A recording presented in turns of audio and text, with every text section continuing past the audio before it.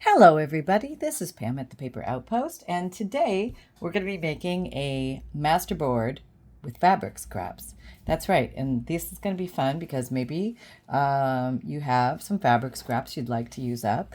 If you don't, go take a run through your closet and see what you can find. The easiest things are non-stretchy fabrics when you can do this, but you can use stretchy, it's just a little more challenging. But non-stretchy makes it easier to lay a piece of fabric down and glue it in place. And you can use fabric tack, but I'm going to use a glue stick because this I consider a it's not a super challenge for a good glue stick, and I think this glue stick is going to do the trick. This is the one that's available today for most folks. So I'm going to put this here. I'm going to put a little piece of clear plastic under here so I don't get glue and everything all over the place as I can do. So I hope you're doing well. Hope all is great. This particular Scotch Permanent glue stick has the ability to handle light fabric projects very well. So so does the good old Scotch Create glue stick. So if you have any of that hanging around, that'll work well too. But other glue sticks will work, but maybe not as well. So find yourself, if you can, a good glue stick, something that everything doesn't pop off too easily. Okay, and don't glue your whole paper yet because it'll glue faster than you can place things. So I'm just going to go ahead and, these are just some quilting fabrics. I'm just going to place them on here, knowing that I've got to move because of the time, and I can always trim edges, so we can do that later. And this is, I'm just going to lay down the basement here.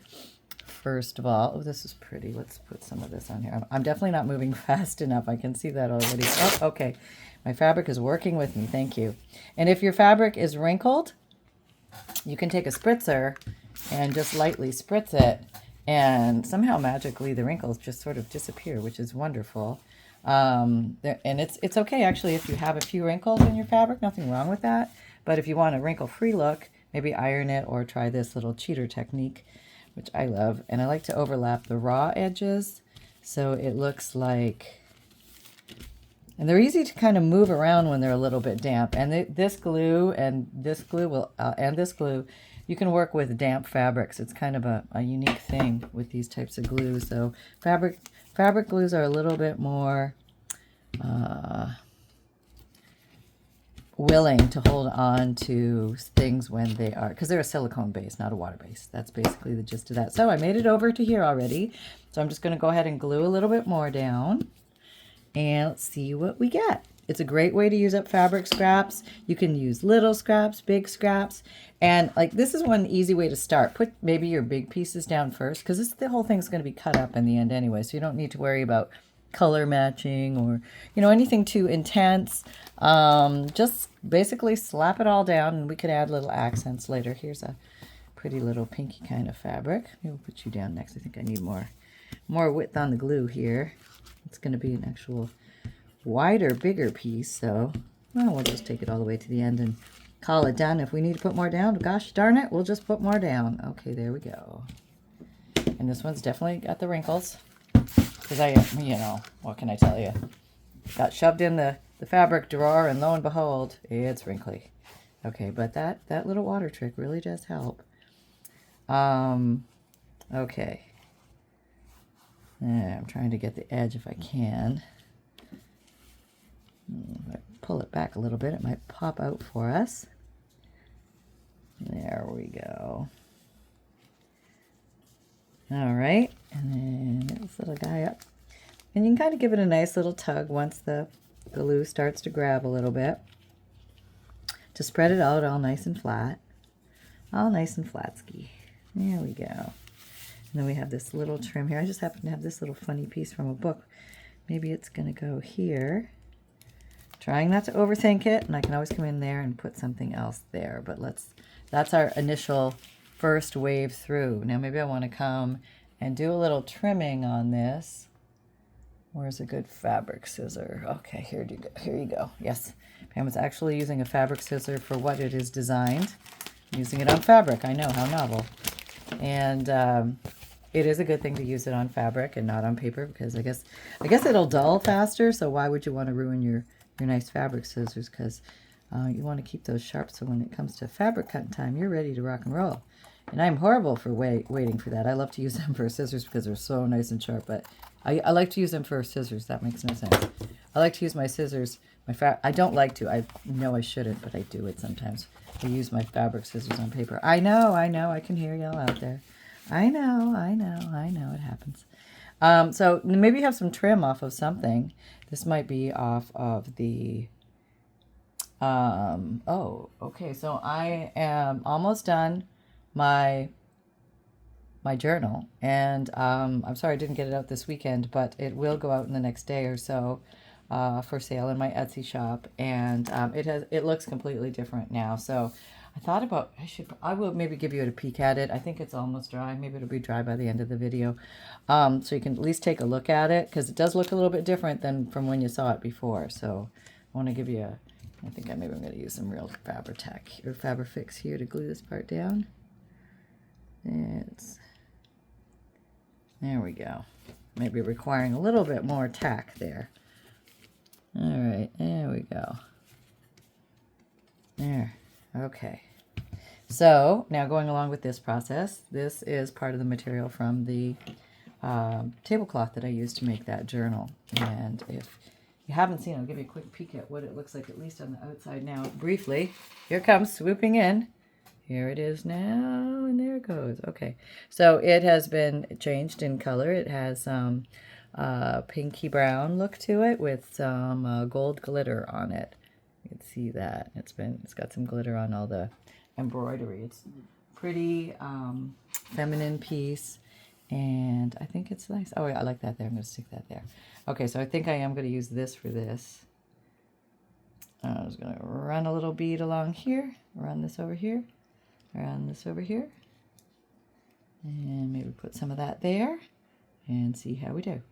So you can layer on and add things as you go, and just decide when you're done. Yeah, and just be happy using up your scraps. And you may not even have a use for this right away, or you may.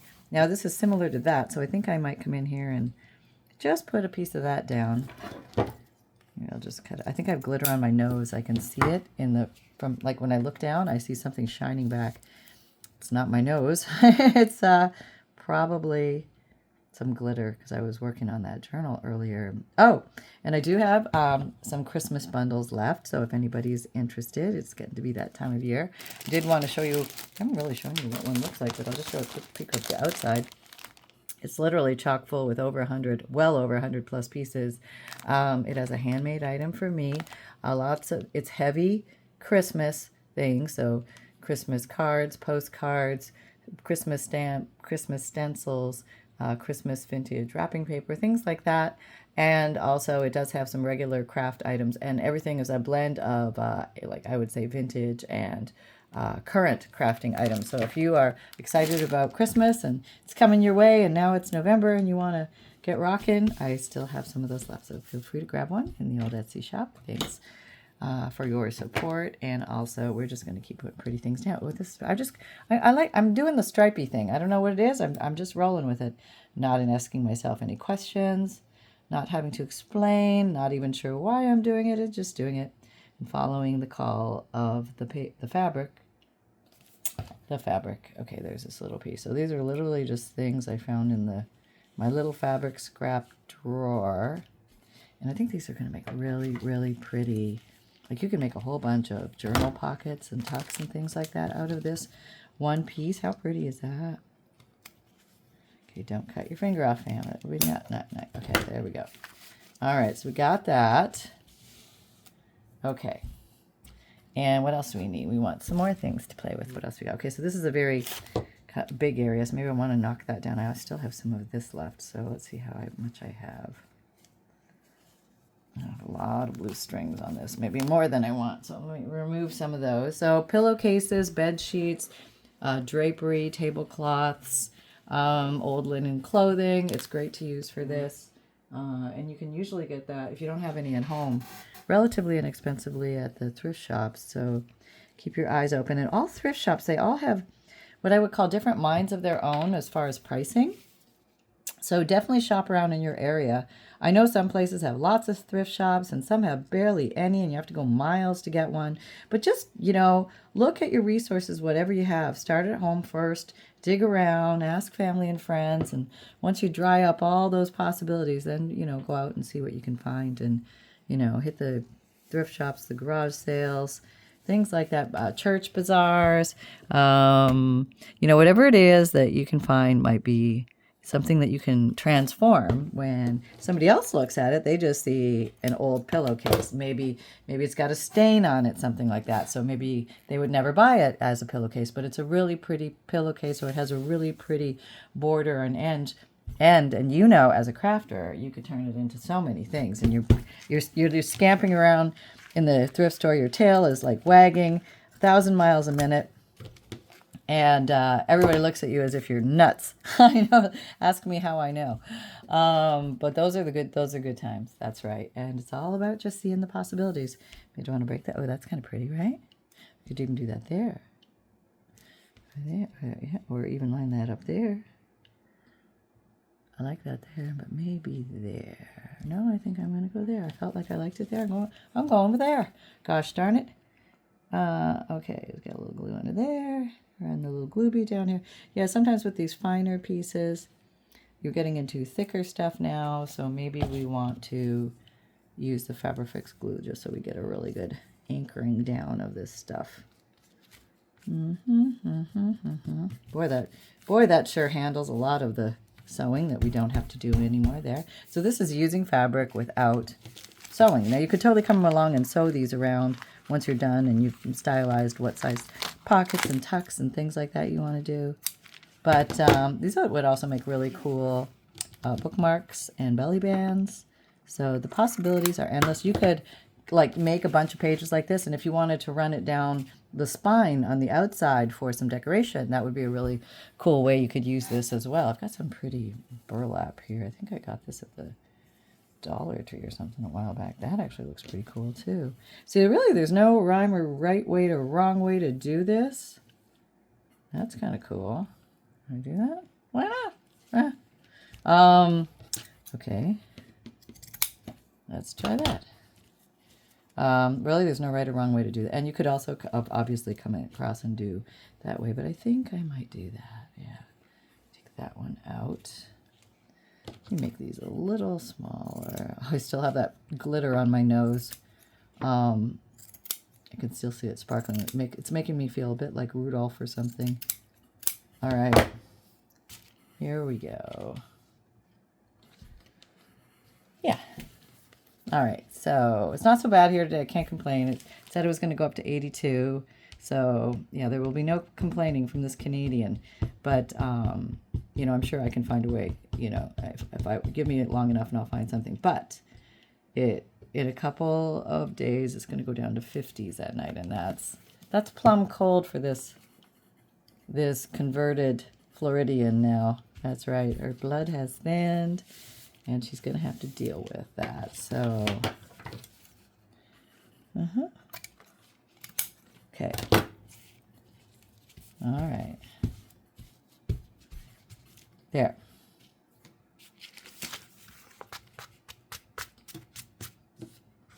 Okay. Now, somebody made these beautiful yo-yos, I think they're called. And I thought that would be fun to put on here because they're fabric. Let me see if I have any more. Do I have any more of those? Because they're kind of cute. I had a whole bunch, and I know they're somewhere, and I'm not quite 100% sure exactly where they are, but they're here somewhere. I know I got them somewhere. I don't know where they are. Okay, but I have two, and that's really sometimes all you need in life are two. So this has some blue in it. I could put that there, and this one's more neutral. Let's see. I could put you there. Oh, not the same spot. I guess it doesn't matter because it's all going to be cut up. So I think I'm just going to glue these down. That's what I'm going to do. I'm just going to, you got to take the lid off, Pam. Just going to glue them down. And going with the fabric theme, fabric on fabric. Okay, and this is blue, and there's some blue in there. Not there has to be blue and no blue. You could do whatever you want. You could glue buttons on here. You could glue beads.